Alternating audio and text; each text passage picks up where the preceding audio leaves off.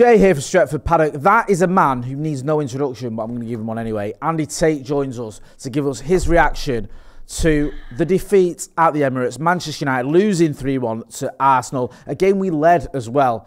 Andy, just briefly, how are you feeling after that, bro? Because, Rob, yeah, I want to hear from you. I don't want to put words in your mouth. Sum it up for me. I'm robbed. Feel robbed. In what way?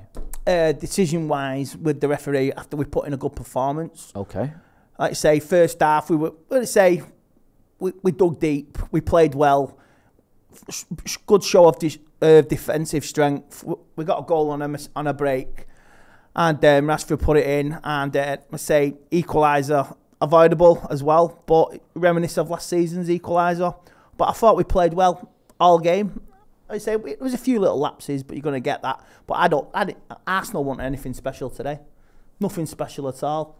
And I just think the Garnacho, goal controversy, not the wind out of us. That was a goal, pure and simple. And it's Mr. Anthony Taylor again, and VAR, and we all know what he's like. He's like, you know... Are you inferring that Anthony Taylor, Altringham's finest, doesn't like Manchester United Football Club? Oh yeah, he's got an agenda, mate. Ask the Roma fans. You walk through an airport if you've got the balls again, Mr. Taylor. Well, I don't listen. I'm going to put it out there. I'm not condoning that behaviour by the Roma fans, by the way. I'm not Anthony Taylor's biggest fan, but I do think that was bang out of order when he was with his family to sort of give him that abuse. And also, I think Roma deserves to lose that game, but that's just my opinion. I think it's a bit of deflection from Jose Mourinho, which he's very good at. What wasn't deflection though? Well, it was actually deflection. Was their second goal. I mentioned on a live review about luck. You're saying VAR, you're saying decisions.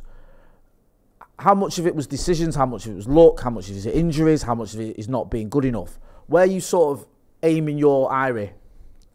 Are you at the officials? Are you at the players? Are you at circumstance, the gods? I'm backing my manager and I'm backing some of my players. Yeah. Some of them players still need to step up. Yeah. They did well, but they didn't do enough. Okay. But I'm backing my manager. He has every entitlement to be absolutely pissed off with VAR.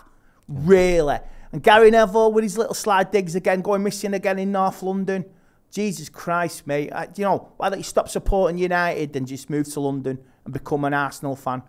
I don't want to make it all about Gary Neville, but he does seem to go over this thing about almost proving how he's not a United fan, or not proving he's not a United fan. At least Jamie Carragher shows his passion. Gary Neville, he's like you say, he has to divert all these Man United links now and put us down whenever time. Like I take Bruno last season, slagging him off when he wanted to come off against Liverpool.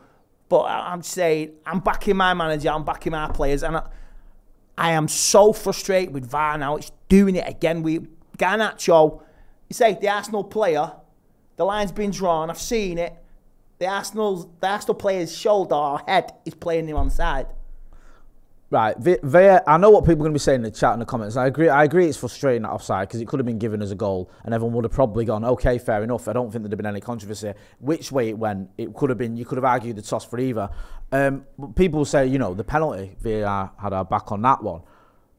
Well, it wasn't a penalty. Do you think there was any other issue there where VAR could have got involved? Because some people were looking at the Declan Rice goal going, Johnny Evans was impeded. I don't know. I didn't see it myself. I didn't say that. Right. I didn't say that. So it's just mainly the offside. It's just mainly that offside. We played well, and that offside decision, not stuffing out us because we were in the ascendant. Says like you say, Arsenal were absolutely they were shitting themselves. Yeah. Them last 20 minutes, like you say, they're nothing special. They're nothing special. No, I agree. And you said on what you just said with Scotty. It's there for between second and fifth to get into it. It sounds sad, doesn't it? Cause especially for me and you, as a generation of United fans who've seen us win a lot. But I do feel like almost City are going to win this league, and it's basically from second onwards that you're looking at. And I still feel like those teams will drop points. Well, answer me this: where's the VAR yesterday on the City second goal?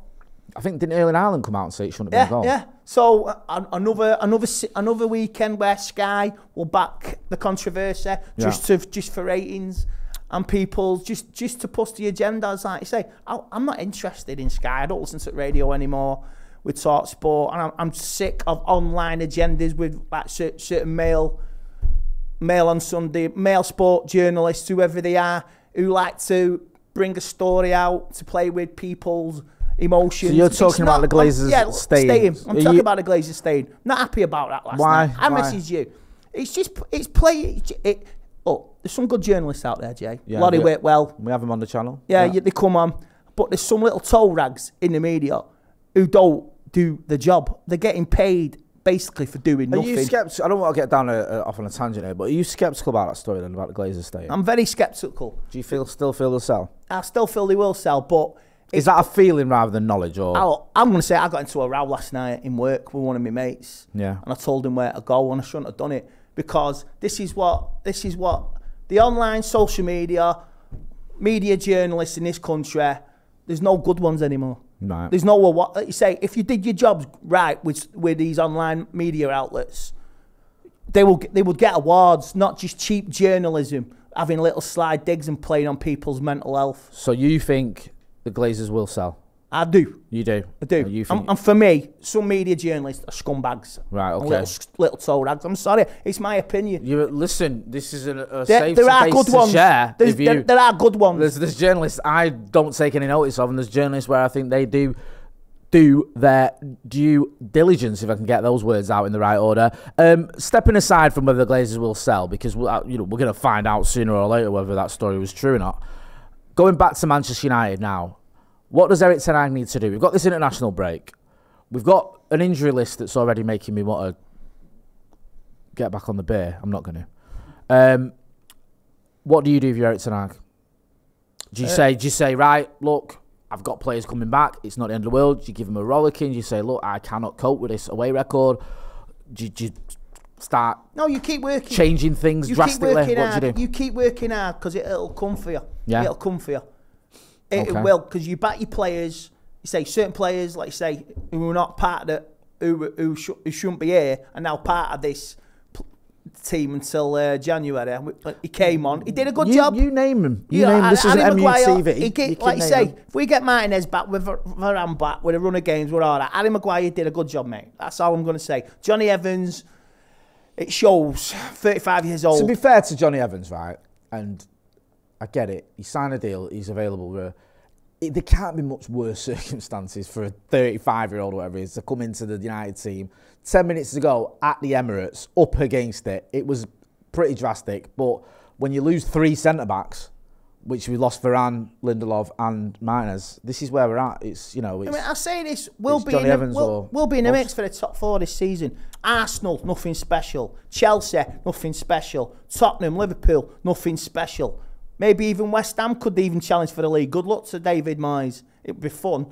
You know what I mean? But it's just, let's say, we'll be all right this season, mate. Yeah.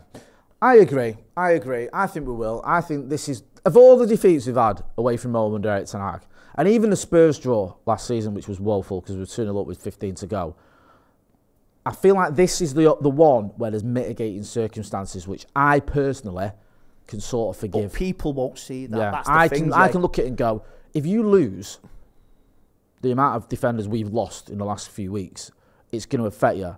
If you have decisions that can go one or the other, I'm not even getting into the VAR thing. I just feel like we've got players coming back, we've got players coming in. Hojlund, Amrabat, I think they're going to play the part this season, and I like what I saw from Rasmus Hojlund today. Yeah, I did as well. Yeah, he looked lively, didn't he? He caused a few problems, like 10, 15 minutes, all right.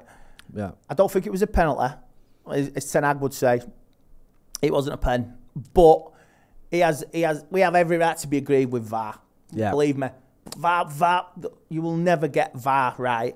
No. The technology's there, it's just human error. You could draw your lines, like you say, if you were back in the 80s, you're on a blackboard in school, that's what they do. I just wonder what happened against Wolves. It's coming back to bite us now. No, big decisions, like they say, they'll bottle it. They won't make a big call because it's Man United. They won't make a big call because it's Man United. No matter what, whether it's one of those toe rag journalists that Andy doesn't like, Man United will always sell newspapers. We've got an international break for Ten Hag to sort it out. Hopefully we can come back, big game coming up. We've got a run of fixtures now, Jay, that are winnable. We're all right. You say, like, no disrespect to Brighton. Then we've got Burnley. We've got a double-header with Crystal Palace. Champions League as well. Can't we just postpone the Brighton one? You know, I don't mind the Burnleys and the Crystal Palaces, but Brighton, look, that'll probably come back to bite me. What do you want to do when you lose a game? You want to get right back into it. Yeah. You know what I mean? So well, it's an international break, which we don't need. Harry Maguire will play again with his best mate. I'm not bothered about that. I'm not going to lie to you. What happens with these qualifiers in centenary matches with Scotland.